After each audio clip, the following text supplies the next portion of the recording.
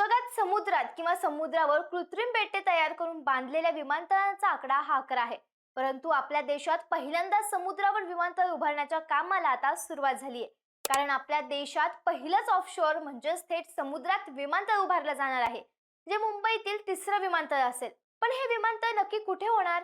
मुंबईत आधीच दोन विमानतळ असताना या तिसऱ्या विमानतळाची गरज का पडली? आणि सर्वात महत्त्वाचं म्हणजे याचा सर्वसामान्य नागरिकांना काय फायदा होणार? या सर्व प्रश्नांची उत्तर आजच्या या व्हिडिओच्या माध्यमातून आपण पाहणार आहोत. त्यासाठी व्हिडिओ शेवटपर्यंत नक्की पहा. नमस्कार, मी स्वराली आणि तुम्ही पाहताय कट टू कट. आजपर्यंत आपण जपान, हाँगकाँग किंवा कतारमध्ये समुद्रात बनवलेली विमानतळाबद्दल ऐकलं असेल. पण आता असाच एक अद्भुत प्रकल्प आपल्या महाराष्ट्राचा आकर्तोय. मुंबईला आता तिसरं विमानतळ मिळणार आहे, जे देशातील पहिलं ऑफशोअर म्हणजे समुद्रातील विमानतळ असेल. नुकतेच मुख्यमंत्री देवेंद्र फडणवीस यांनी पालघर जिल्ह्यातील कोरेगावच्या किनाऱ्यावर जाऊन या प्रस्तावित विमानतळाच्या जागेची प्रत्यक्ष पाहणी केली.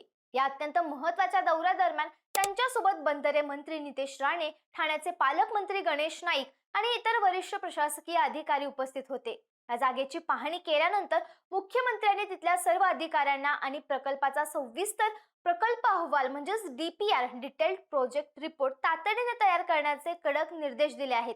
या एकाच विमानतळामुळे पालघर जिल्ह्याचा विकास इतक्या प्रचंड वेगाने आणि मोठ्या प्रमाणावर होणार आहे की भविष्यात या परिसराला चौथी मुंबई म्हणून ओळखलं जाईल, अशी घोषणा स्वतः मुख्यमंत्र्यांनी केली आहे. त्यामुळे हा प्रकल्प आता केवळ कागदावर नसून प्रत्यक्ष अंमलबजावणीच्या दिशेने वेगाने पुढे सरकला आहे. आता आपल्या मनात प्रश्न आला असेल की नक्की समुद्रातील विमानतळ म्हणजे काय आणि ते कसं बांधलं जाणार? तर तांत्रिक भाषेत याला ऑफशोअर एअरपोर्ट म्हणतात. हे विमानतळ समुद्राच्या पाण्यावर तरंगणारे नसेल, तर लँड रिक्लामेशन म्हणजे समुद्रात लाखो टन भराव टाकून समुद्र बुजवून तयार केलेल्या एका कृत्रिम बेटावर उभारलं जाईल. भारतासाठी हे तंत्रज्ञान अगदीच नवं असलं तरी जगातील पातळीवर हाँगकाँग, जपानमधील प्रसिद्ध कांसाई विमानतळ आणि कतारमधील डोहा विमानतळ याच अत्याधुनिक तंत्रज्ञानाचा यशस्वी वापर करून समुद्राच्या मध्यभागी बांधण्यात आलेले आहेत. समुद्राचा अथंग लाटांचा, पाण्याचा प्रचंड दाबाचा आणि वादळांचा विचार करून या विमानतळाच्या सुरक्षतेसाठी समुद्रात भव्य ब्रेकवॉटर्स म्हणजेच मोठ्या दगडांच्या आणि कॉन्क्रीटच्या भिंती बांधल्या जातील, जेणेकरून समुद्राच्या लाटा थेट रनवे पर्यंत पोहोचू शकणार नाहीत. आणि 4 ते 5 किलोमीटर लांबीचा हा धावपट्टीचा भाग पूर्णपणे सुरक्षित राहील. आता प्रश्न येतो की विमानतळ नक्की कुठे उभारलं जाणार? तर हा प्रकल्प पालघर जिल्ह्यातील डहाणू तालुक्यात साकारण्यात आलेल्या जगातील एका मोठ्या वाढवण बंदर येथे समुद्रात उभारला जात आहे. या संपूर्ण प्रकल्पासाठी अंदाजे 45,000 ते 50,000 कोटी रुपयांचा प्रचंड खर्च अपेक्षित आहे. समुद्रात भराव टाकून नवीन जमीन तयार करणे हे यातील सर्वात कठीण आणि खर्चिक काम मानलं जातं.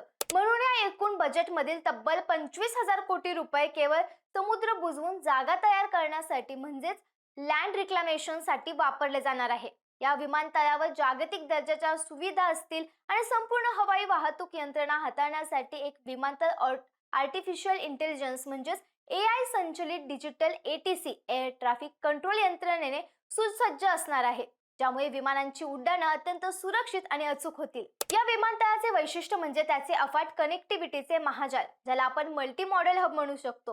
हे प्रस्तावित विमानतळ आगामी उन्नत विरार सागरी सेतूपासून अवघ्या 5 किलोमीटर अंतरावर आहे. सरकार या सागरी सेतूचा विस्तार थेट समुद्रातील विमानतळापर्यंत करण्याचा विचार करत आहे, ज्यामुळे मुंबईहून निघणारा प्रवासी थेट सी लिंक वरून विना ट्रॅफिक अगदी काही मिनिटात या विमानतळावर पोहोचू शकेल. हे अंतर मुंबई आंतरराष्ट्रीय विमानतळापासून सुमारे 50 ते 52 किलोमीटर आणि नवी मुंबई विमानतळापासून सुमारे 69 किलोमीटर आहे. सर्वात महत्त्वाची गोष्ट म्हणजे देशातील पहिली मुंबई अहमदाबाद बुलेट ट्रेन या विमानतळाच्या जवळून जाणार असून त्याचे एक स्टेशन याच परिसरात असेल. यासोबतच हा प्रकल्प Mumbai Vadodara expressway, detected freight corridor आणि राष्ट्रीय महामार्गाशी थेट जोडला जाईल. म्हणजेच रस्ता, रेल्वे, समुद्र आणि हवाई वाहतूक या चारही माध्यमांचे हे देशातील पहिले आणि सर्वात मोठे एकात्मिक केंद्र ठरेल. आता प्रश्न पडतो की मुंबई आणि नवी मुंबईत विमानतळ असताना या तिसऱ्या विमानतळाची गरज का पडली? तर त्याचं उत्तर आहे विमानतळावरील वाढता ताण आणि देशाची आर्थिक गरज. मुंबईचे सध्याचे छत्रपती शिवाजी महाराज आंतरराष्ट्रीय विमानतळ हे जगातील सर्वात व्यस्त सिंगल रनवे विमानतळापैकी एक आहे, जिथे आता नवीन विमानांसाठी किंवा विस्तारासाठी ती मात्र जागा उरलेली नाही. जरी नवी मुंबई आंतरराष्ट्रीय विमानतळ सुरू झालं असलं तरी 2030 नंतरची हवाई प्रवाशांची अफाट वाढती संख्या आणि गरज लक्षात घेता या तिसऱ्या विमानतळाशिवाय पर्याय नव्हता. या नवीन समुद्रातील विमानतळावरून दरवर्षी सुमारे 9 कोटी प्रवासी प्रवास करू शकतील इतकी याची अवाढव्य क्षमता असेल. यामुळे पालघर, बोईसर आणि थेट गुजरातच्या सीमावर्ती भागातील प्रवाशांना घरच्या जवळ आंतरराष्ट्रीय विमानतळ मिळेल. तसेच वाढवण आणि मुरबे बंदरामुळे आंतरराष्ट्रीय माल वाहतुकीला इतकी मोठी गती मिळेल की पालघर आणि बोईसर मधील औद्योगिक क्षेत्राला थेट जागतिक बाजारपेठेत उपलब्ध होतील. पण एवढा मोठा आणि ऐतिहासिक प्रकल्प उभारताना निसर्गाची आणि सामाजिक स्तरावरची काही मोठी आव्हानं देखील प्रशासनासमोर उभी आहेत. समुद्रात एवढ्या मोठ्या प्रमाणावर भराव टाकल्यामुळे तिथल्या स्थानिक समुद्री सृष्टीला आणि मासेमारीच्या क्षेत्राला मोठा फटका बसण्याची शक्यता वर्तवली जात आहे. डहाणू आणि पालघर मधील स्थानिक मच्छीमार बांधवांनी त्यांच्या पिढ्यानपिढ्यांच्या उपजीविकेच्या साधनांवर गदा येईल अशी भीती देखील व्यक्त केली आहे. दुसरीकडे जागतिक तापमान वाढीमुळे म्हणजेच ग्लोबल वॉर्मिंगमुळे समुद्राची वाढणारी पातळी आणि भरती ओहोटीचा नैसर्गिक धोका लक्षात घेता या विमानतळाची रचना आणि दीर्घकालीन सुरक्षा सुनिश्चित करणे हे जागतिक दर्जाच्या अभियंत्यांसमोर एक अत्यंत मोठं इंजिनिअरिंगचं आव्हान असणार आहे. त्यामुळे स्थानिक जनतेला विश्वासात घेऊन पर्यावरण आणि विकास यांचा योग्य समतोल राखणं हे सरकार पुढील सर्वात मोठं आव्हान असेल. शेवटी ही आव्हाने व्यवस्थित पेलली तर या प्रकल्पामुळे पालघर आणि संपूर्ण महाराष्ट्रात जी आर्थिक क्रांती येईल तिची आपण कल्पनाही करू शकत नाहीत. या विमानतळामुळे पालघर जिल्ह्यात अभूतपूर्व रोजगार निर्मिती होईल.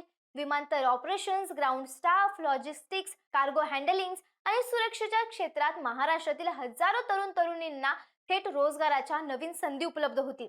याशिवाय अप्रत्यक्षपणे हॉटेल व्यवसाय, ट्रॅव्हल्स अँड टुरिझम, वाहतूक व्यवस्था, रिअल इस्टेट क्षेत्राला याचा खूप मोठा आणि भरभराटीचा फायदा होणार आहे, ज्यामुळे संपूर्ण कोकण किनारपट्टीच्या आर्थिक उत्पन्नात देखील मोठी वाढ होईल. थोडक्यात सांगायचं तर पालघर मधील हे सी एअरपोर्ट केवळ विमान उतरवण्याची जागा नसून ते महाराष्ट्राच्या आर्थिक प्रगतीचं एक नवीन आणि अति वेगवान इंजिन ठरणार आहे.